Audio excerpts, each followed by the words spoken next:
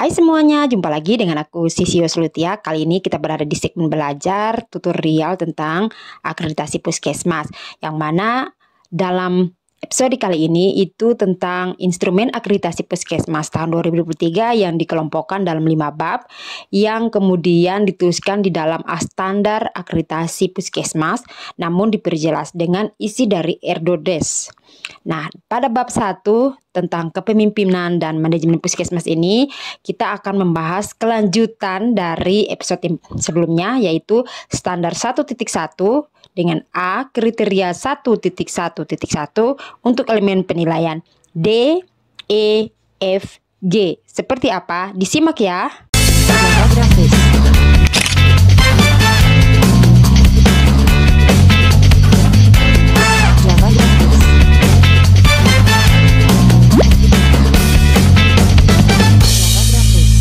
Nah, untuk elemen bagian D di sini itu disebutkan rencana usulan kegiatan atau RUK disusun dengan melibatkan lintas program dan lintas sektor berdasarkan rencana 5 tahunan puskesmas, hasil analisis kebutuhan dan harapan masyarakat dan hasil data analisis kinerja. Nah, untuk R-nya itu tentang rencana kegiatan atau RUK tahun N atau N+1 sesuai dengan saat dilangsungkan survei akreditasi. Nah, kemudian ada rencana 5 tahun puskesmas. Nah, untuk bagian D di sini itu adalah dokumen yang harus dipersiapkan, yaitu hasil analisis kebutuhan dan harapan masyarakat, hasil analisis data kinerja, serta bukti pertemuan penyusunan RUK bersama lintas program, lintas sektor dengan melampirkan minimal itu daftar hadir, natulensi yang disertai dengan foto kegiatan. Nah, untuk W itu kepala puskesmas, KTU dan tim manajemen puskesmas itu akan diwawancarai oleh para surveyor, di mana mereka itu akan menggali informasi terkait dengan penyusunan RUK. Di slide berikutnya ini saya mau kasih tahu ke teman-teman yang warna merah. Ini tuh yang di bagian atas, yang warna ungu itu bagian bawah, dan bagian yang warna coklat ini tuh ini ada keterangan R, D, dan W. Jadi yang merah itu R, yang ungu itu D, yang coklat itu W. Dimana kita ketahui bahwa kode R itu adalah regulasi, yang berarti pemenuhan penilaian EP itu harus ada dokumen regulasinya. Apa itu dokumen regulasi? Surat keputusan, kemudian pedoman atau panduan dari kementerian, ya. Terus kemudian juga harus ada KAK, terus kemudian ada minimal standar operasional prosedur. Nah, untuk bagian D ini yang diminta itu apa? RUK dari tahun 2021, 2022, dan 2023. Ini saya typo ya, ini 2003, tapi maksudnya 2023. Yang tadi di depan tadi disebutkan ini dalam kurung yang N+1 disesuaikan dengan pada saat dilangsungkannya survei. Jadi 2 tahun sebelumnya dan saat ini. Nah, jadi kalau 2 tahun sebelumnya berarti dari tahun 2021 dan 2022, dan saat ini tahun 2023 RUK-nya. Nah, terus kemudian apalagi yang diminta? Ada Renstar 5 tahun puskesmas. Jadi di episode sebelumnya kan sudah dijelaskan bahwa Renstra itu harus ada di puskesmas. Puskesmas harus bikin Renstra. Panduannya itu dari mana? Dari Renstra Dinas Kabupaten Kota, ya. Saya sudah jelaskan yang ini yang ada di EPC. Ya, yang kalau belum nonton yang episode sebelumnya. Terus kemudian di bagian D, di sini D itu di yang warna putih ini, D itu adalah kode dokumen, yang berarti pemenuhan atau penilaian EP itu harus penyediaan dokumen bukti, undangan, pertemuan, notulensi pertemuan, daftar hadir, sertifikat, dan lain-lain. Nah, itu nanti akan ada, tapi saya jelasin dulu. Nah, untuk D ini harus ada hasil analisis kebutuhan dan harapan masyarakat. Itu sudah ada sebelumnya ya, di episode yang ini ya, perhatikan di bagian C. Itu sudah ada yang kita bikin yang namanya prioritas itu, teman-teman. Nah, itu yang ada di EP yang sebelumnya itu ditaruh di sini juga, ditaruh di EP ini. PD juga. Terus berikutnya hasil analisis. Nah, itu yang hasil dari kita pakai kuesioner, kita survei itu. Nah, itu dibikin hasil analisisnya. Nah, kemudian bukti pertemuan penyusunan RUK, lintas program, lintas sektor, ada undangan, terus daftar hadir, foto dan notulensi. Nanti akan saya tunjukkan seperti apa itu bukti pertemuannya, serta akan ada wawancara. Jadi wawancara ini itu adalah surveyor, dia mewawancarai kepala puskesmas dan KTU. Biasanya itu secara bersamaan dikumpul jadi satu, ya, dikumpul jadi satu dalam satu ruangan. Surveyornya nanya satu-satu, jadi Kapus di ruangan terpisah, KTU di ruangan terpisah, dan tim manajemennya di ruangan terpisah. Terus ditanya-tanya, nah mereka satu suara nggak? Gitu. Jadi itu harus dilakukan, namanya RUK. Ya, kalau kita tidak bikin RUK nanti wawancara kita jawab apa? Nah, contohnya RUK itu seperti apa nanti di sini. Oke, pertama saya mau kasih tahu dulu. Nah, ini adalah contoh dari salah satu jenis daftar hadir. Kan tadi diminta daftar hadir. Kalau kita bikin kegiatan harus ada daftar hadirnya. Nah, seperti ini gambarannya. Nah, itu dia. Nah, untuk daftar hadir ini lagi-lagi saya sampaikan seperti di episode sebelumnya bahwa tata naskah penulisan daftar hadir itu harus sama, harus seragam. Jangan beda-beda, ya.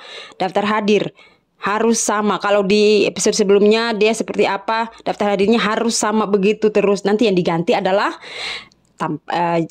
jenis kegiatan yang dilakukan pada saat dilakukannya pertemuan gitu. Jadi ini kan adalah salah satu contoh dari jenis-jenis pelayanan di puskesmas. Nah, kalau teman-teman mau bikin daftar hadir, mau bikin kegiatan tentang pertemuan RUK, nanti diganti ya daftar hadirnya di bagian sini. Diganti jenis-jenis pelayanannya itu diganti dengan pertemuan lintas sektor dan lintas program terkait dengan jenis RUK gitu ya. Oke, berikutnya. Nah, ini adalah contoh dari RUK. Oke, saya kasih sedikit untuk RUK-nya. Ini dia. Oke, nah ini adalah salah satu rencana usulan kegiatan puskesmas yang pernah dilakukan oleh pendampingan oleh saya waktu itu. Ini salah satu contohnya. Jadi itu ada kegiatan, tujuan, sasaran, target, penanggung jawab, kebutuhan anggaran, waktu pelaksanaannya, indikator keberhasilannya, sumber biaya. Nah, itu ditaruh di sini. Terus RUK itu dapat dari mana? Kalian nonton ya, tolong. Di part sebelumnya itu sudah ada keterangan tentang RUK. Nah, kalau ini adalah apa saja yang akan dilakukan oleh puskesmas. Nah, ini dia. Ini ada yang pelayanan di luar ruangan. Nah, itu yang biasanya itu paling sering ada di UKM. Di luar ruangan itu paling banyak oleh teman-teman di Pokja UKM. Terus ini adalah salah satu contoh lainnya, kegiatan KIA, kegiatan P2M, kegiatan upaya kesehatan pengembangan, ada pelayanan di dalam gedung. Nah, ini punyanya teman-teman di UKP. Nah, ini UKP itu yang rawat jalan, kunjungan ANC, pemeriksaan lab. Nah, seperti ini ya. Terus selanjutnya undangan.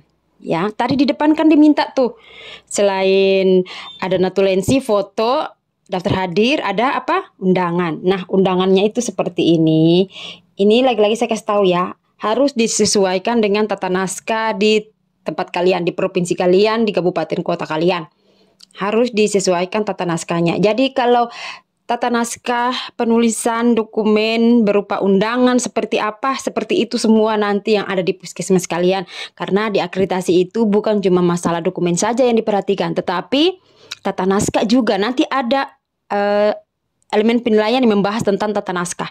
Nanti akan saya kasih tahu. Jadi sebelum itu kalian melangkah sebelum jauh kalian melangkah, aku kasih tahu dulu ini caranya tentang tata naskah itu. Ini adalah contoh undangan. diisi ya, tempatnya kayak gimana, di mana. Terus itu jangan ditaruh di dalam laptop atau di dalam komputer kalian ya, tetapi di print. Nggak bisa by soft.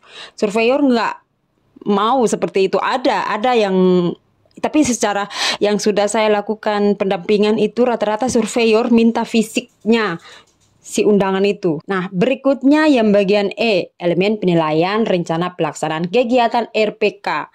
Nah, tadi kan RUK berusulan. Sekarang pelaksanaannya. Nah, pelaksanaannya itu di sini diminta disusun oleh Puskesmas bersama lintas program sesuai dengan alokasi anggaran yang ditetapkan oleh Dinas Kesehatan Kabupaten Kota. Jadi di tempat kalian anggarannya sudah di-set. Kalian sudah bikin RUK, sudah dikasih. Nah, kegiatannya itu harus dikomunikasikan dengan penanggung jawab program. Nah, R-nya itu adalah regulasi, rencana pelaksanaan kegiatan RPK tahunan. Terus D-nya itu adalah dokumen. Ingat, bukti pertemuan penyusunan RPK bersama lintas program minimal melampirkan daftar hadir, notulensi, dan juga disertai dengan foto kegiatan. Terus nanti ada wawancara Kepala Puskesmas, KTU, dan tim manajemen. Nah, di sini akan aku jelasin lagi. Nah, yang di bagian R itu yang diminta adalah RPK tahunan. Terus yang di bagian D yang diminta adalah bukti penyusunannya seperti apa. Minimal harus punya daftar hadir, foto notulensi, dan undangan. Nah, terus kemudian di bagian W itu yang wawancara. Itu tadi yang di bagian depan sini. Kemudian saya pecahkan lagi seperti ini biar teman-teman tidak bingung. Gitu ya. R itu ada regulasi. Nah, yang dibutuhkan apa? Regulasi terkait dengan RPK tahunan. Nah, kalau sudah punya regulasi tentang RPK tahunan, berarti kalian harus punya RPK-nya untuk Puskesmas. Berikutnya seperti apa contohnya? Ini dia. Ini adalah contoh RPK. Ini dia. Ya, teman-teman. Ini RPK dari bulan Juli. Ini yang bulan Julinya. Terus dia itu dipecah seperti ini. Nanti kita ke depan dulu ke sini. Ya. Ini adalah contoh RPK yang kalau di Puskesmasnya itu ada Nusantara Sehat, ada teman-teman NS. Jadi RPK-nya itu di beberapa kabupaten kota, RPK-nya itu dipisah. Mana yang punya NS, mana yang punya Puskesmas. Kenapa begitu? Biar tidak tumpang tindih dan untuk tidak terjadi kesalahpahaman terkait dengan penggunaan anggaran. Tapi kalau di tempat-tempat provinsi kalian atau kabupaten kota kalian, jika RPK-nya NS dengan Puskesmas digabung juga tidak masalah. Ini cuma karena tidak, biar dipisahin aja gitu. Bukan berarti ada masalah, tidak ada. Cuma memang biar tidak terjadi tumpang tindih. Nah, RPK itu apa? RPK itu POA, teman-teman. POA, Plan of Action-nya kalian tiap bulan yang dibuat dalam bentuk tahunan.